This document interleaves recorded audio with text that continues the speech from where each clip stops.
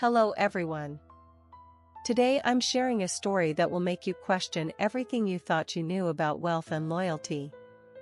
What happens when a billionaire's perfect life unravels in one devastating night? Elena's fingers trembled as she pulled the lid off the cedar chest. It was a ritual of grief. Every year, on this date, she touched the things she had left behind. The tiny knitted booties. The scent of lavender. But tonight, something was different. Something was wrong. A small, blue strip of plastic slid from the bottom of the box. It wasn't a keepsake. It was a hospital bracelet. Faded. Scuffed. But the numbers were unmistakable, 882J. Elena's breath hitched. She remembered that number. She remembered the chaos of the night the hospital burned. She remembered being told her son was gone. But this bracelet, it hadn't been lost in the fire. It had been tucked away. Hidden. Like a secret. Elena whispered, barely audible, "No, that's impossible." 3 years had passed since the fire. 3 years of living in the shadows of what used to be. Now, Elena stood at the edge of the Sterling ballroom, a ghost in a cheap black dress. She wasn't here for the champagne. She was here for the truth. Across the room, the Sterlings were the picture of perfection. Julian Sterling, the titan of industry, stood tall, his hand resting possessively on the waist of his wife, Victoria. And there, beside them, was the boy. Leo. The golden heir. The boy who was supposed to be a Sterling. But as Elena watched him, she didn't see a billionaire's son. She saw the eyes. The exact shape of the eyes she had seen in her own mirror every single morning since the tragedy. Victoria Sterling spoke haughtily, projecting her voice to the room, saying, "Oh, Julian, darling, the charity drive was a triumph. The press is absolutely enamored with Leo." A camera shutter clicked rapidly. Elena gripped the small envelope in her clutch. The birth certificate she had found in the hospital's archived digital files. The one that didn't match the boy's face. The one that proved the Sterling legacy was built on a foundation of theft. The ballroom noise faded into a dull, distant hum. Elena moved through the corridors, her heart hammering against her ribs. She needed to find Julian. Alone. She turned a corner and nearly collided with a wall of silk and perfume. It was Victoria. The woman who had stolen her life. The woman who wore her son like a trophy. Victoria spoke, her voice cold and sharp, asking, "You? I thought security had cleared the riffraff. What are you doing in this wing, Elena?" Elena replied, her voice steady despite the fear, "I'm not here for your charity, Victoria. I'm here for what you took." Victoria laughed, a dry, cruel sound, and said, "Still chasing ghosts? That little tragedy at the hospital was years ago. You were a nobody then, and you're a nobody now. Leave before I have you dragged out in front of the board members." Victoria's heels clicked away aggressively. Elena didn't move. She watched Victoria walk away, her eyes fixed on the small, blue bracelet peeking out from Elena's pocket. The evidence was a ticking bomb. And Elena was ready to light the fuse. The crowd's murmur rose. A sudden hush fell as Victoria led Elena into the center of the ballroom, under the blinding glare of the crystal chandeliers. The guests, the elite, the powerful, the vultures, all stopped. They watched. They waited for the spectacle. Victoria spoke loudly for the crowd to hear, saying, "Everyone, please. It seems a former acquaintance of the family has lost her way. She's suffering from some delusions regarding the Sterling lineage. It's quite tragic, really. The grief can do such things to a mind." Scattered, polite, but cruel laughter rose from the crowd. The laughter felt like physical blows.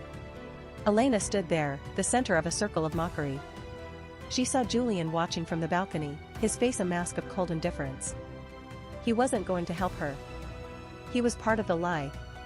She felt the heat rising in her cheeks, the sting of tears she refused to shed. They thought she was a broken woman. They thought she was nothing.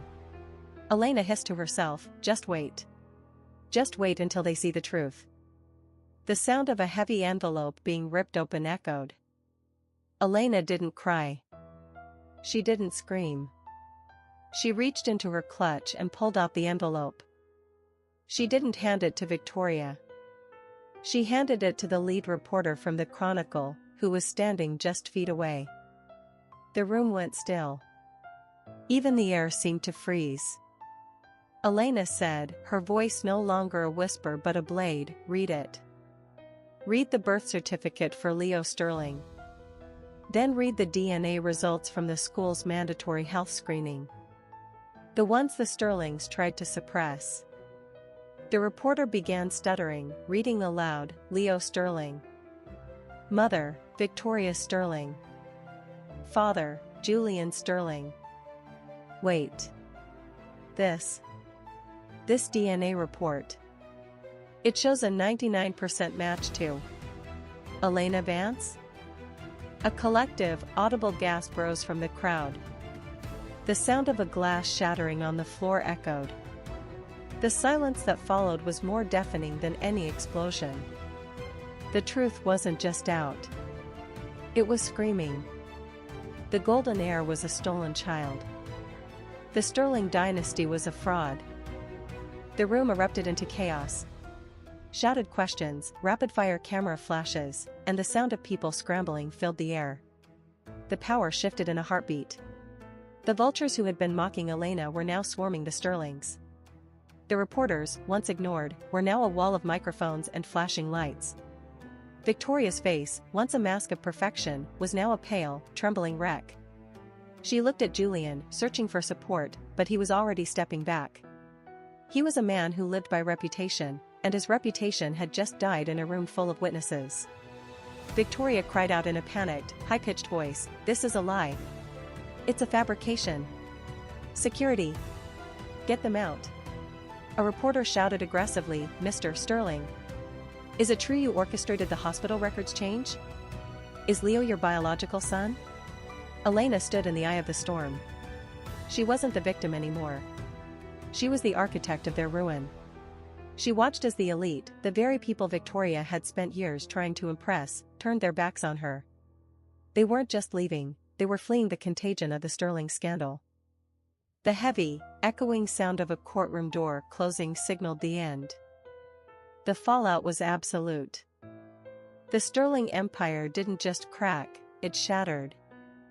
Lawsuits, investigations, and public disgrace followed the family like a shadow.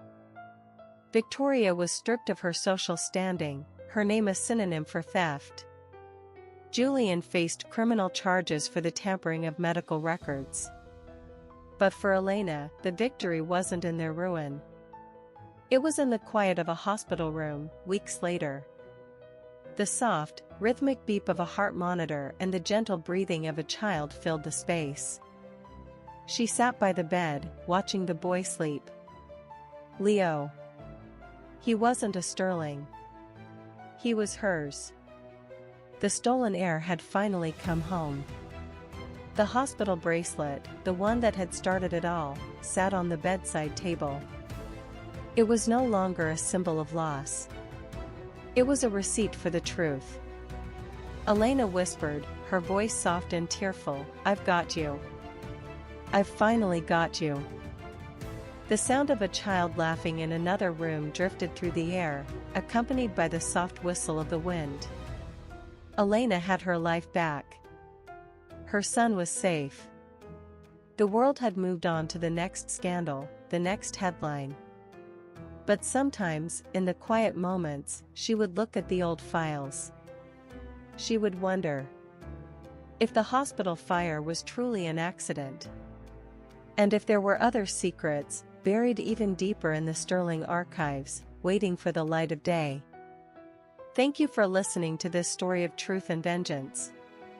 Sometimes, the things we lose are just waiting to be found. I'll be back soon with another tale of secrets, lies, and the power of the truth. Until then, keep your eyes open.